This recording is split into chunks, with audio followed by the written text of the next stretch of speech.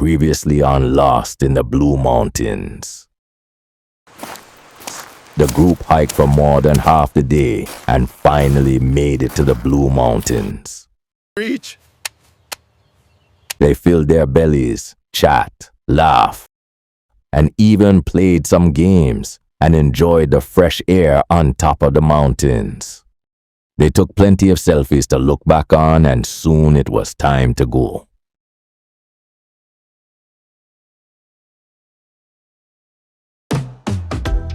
The Blue Mountains of Jamaica, known not only for its world-famous and award-winning coffee, but also for its breathtaking scenic views, lush greeneries,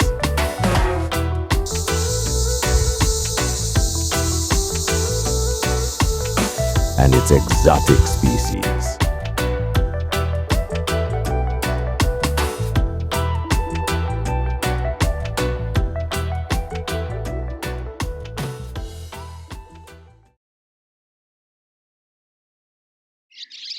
The sun had already started to set as the group transcended back down the dirt path that led them to the picnic park. They were in high spirits, and their energies were refilled. Yo, my Jenna, it did feel good for kick a football again, for real. You know me, I go send you home crying, right?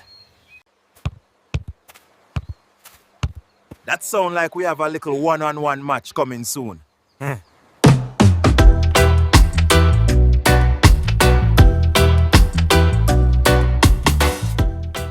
The girls had jokes of their own, too. Long time since we went back on a swing. They were in such high spirits that they didn't notice the man behind them.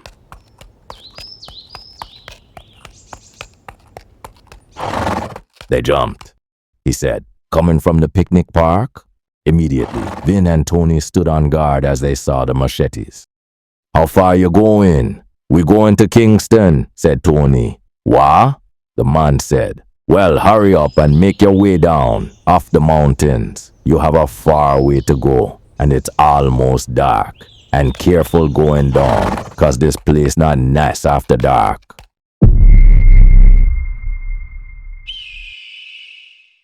They looked at each other and started moving at a faster pace. They were hoping to catch up to the man, but he was already out of sight.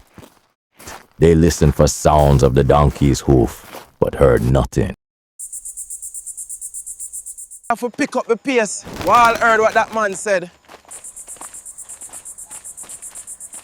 For a while they walked in silence, thoughts running through their heads. Then Bundy said, Me know mama chicken foot soup done cook long time.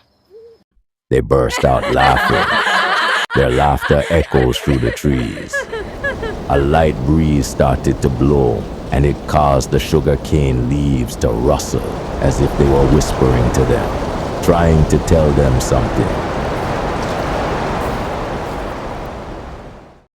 The walk through the sugarcane fields led them into a dense forest.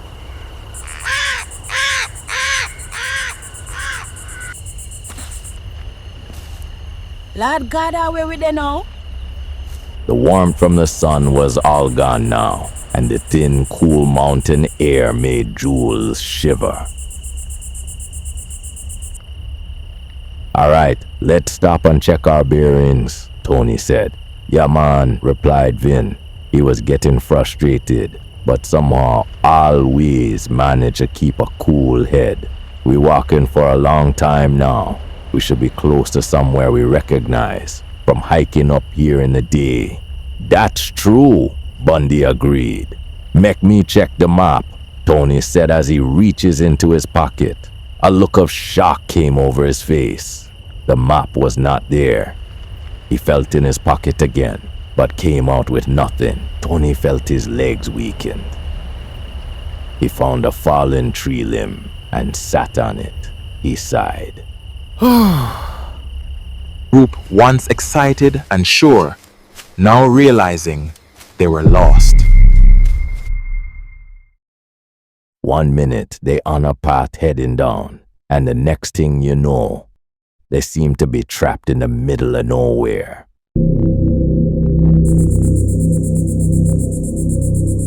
I probably lost a kicking ball, Tony said. He hung his head low, still in disbelief. He felt bad about this. Don't blame yourself, me Jenna.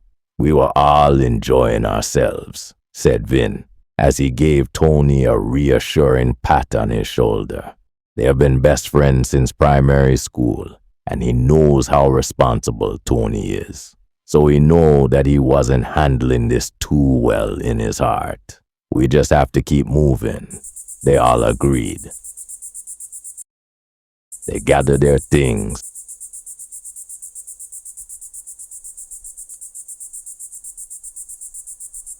The boys discussed which direction to go. Everyone started moving again, hoping the direction they chose will lead them out of the forest and back on the right path down. Vin led the way, and Tony followed behind the girls. The sun sets earlier in the mountains compared to Kingston City, and that made it seem extra late. They felt alone. Tony glanced on his watch. The moonlight guided their path in the dark and lonely forest, but there were times when the tall coconut trees sway from the mountain breeze and blocks the moonlight, leaving them in total darkness. Each time that happened, they would hold hands and move slower as they wait for their eyes to adjust to the darkness. Lord, how we are gonna manage?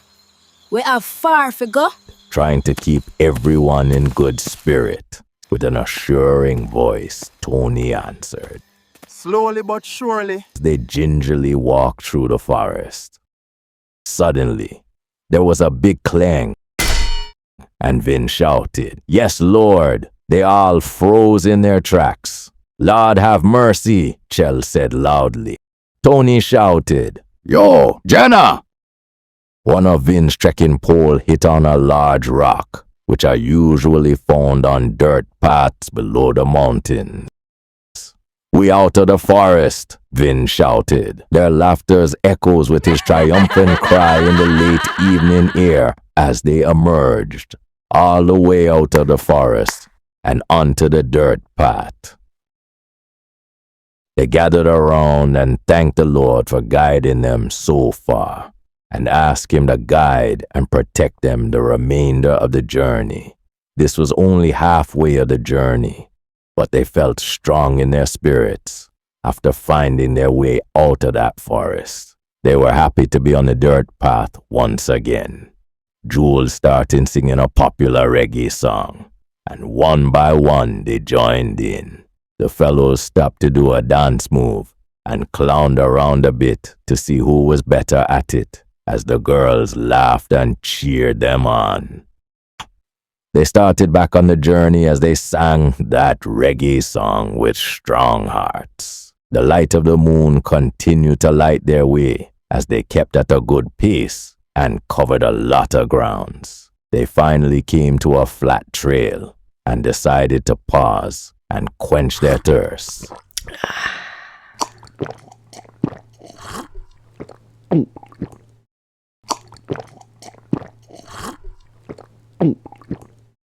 Jules looked up and noticed that the skies were dark. "Let's keep moving. We have to find shelter quick," she shouted. They hastily shoved their water bottles in their backpacks and hustled.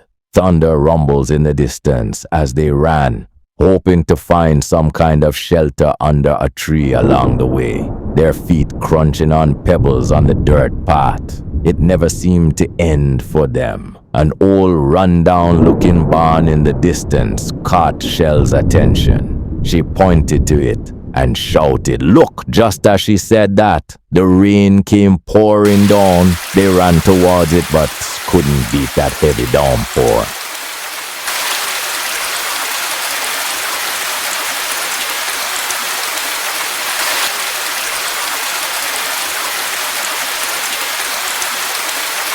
They got wet.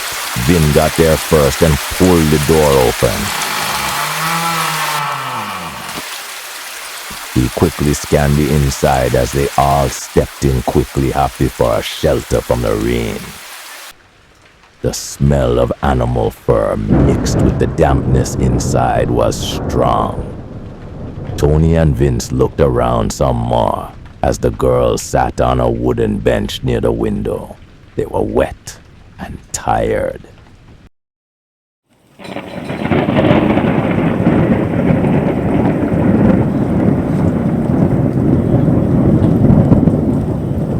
The heavy downpour beat it hard on the old zinc roof.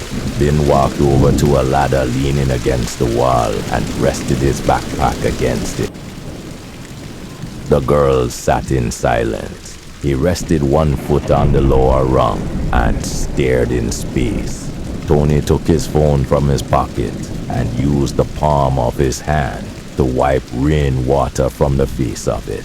That reminded Vin to check for Wi-Fi.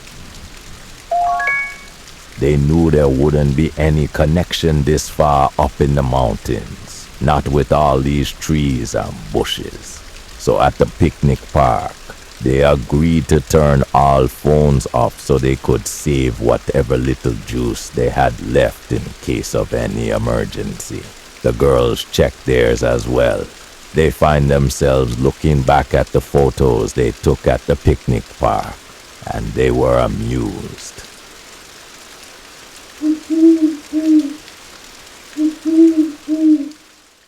Hoots from an owl in the big blue maho tree by the barn causes Shell to peek outside the window. The rain started to ease up, she shouted happily. Vin looked outside. Yeah, it looked like we can start moving again, he said. He walked over to the ladder to get his backpack, and as he grabbed the strap to lift it off the ground, the ladder almost fell. He caught it in time, and as he tried to lean it back in place, something caught his eyes. The moonlight, now visible with the dark clouds receding, shines on a metal object shoved in between the zinc roofing of the barn. Without alerting the others, he started slowly up the ladder. As he got near the top, something familiar was revealed. It was a machete, the kind that the man with the donkey was carrying on the path from the picnic park. They heard footsteps outside, clumping through mud puddles, heading towards the barn. They froze. Tony put a finger to his lips to keep quiet and beckoned for them to come over to a corner of the barn, where they all crouched down listening and waiting.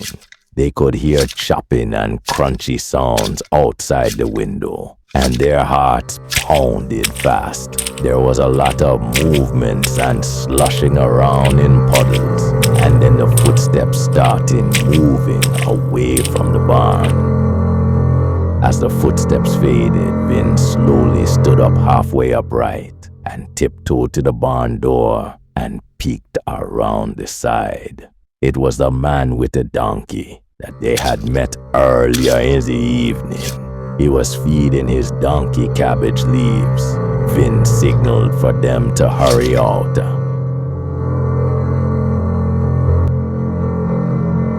They tiptoed out of there, carefully avoiding puddles, so as not to draw any attention to themselves. They walked quietly in the shadows of the evening back onto the now muddy dirt path. They had only gotten a few feet from the farm when an idea came to Jules' mind. You know what? We should have asked him for directions. Everyone stopped and looked at her as if she was crazy. We're not far from the barn. Let's turn back. At least we will be sure this time how far we have left to go. You don't know that we were in the barn. It will just look like we going the wrong way and stop for directions. That's a good idea, Jules. Bundy blurted out. She looked at Jules like she was a genius. He would remember us from earlier, and help us, Bundy added. Chella gave a big sigh and looks over at Vin and Tony, who were standing there in deep thoughts. Should they risk going back to ask for directions, or should they just keep on the dirt path and hope it leads them to the bottom of the mountain in time to catch the bus back home to Kingston City?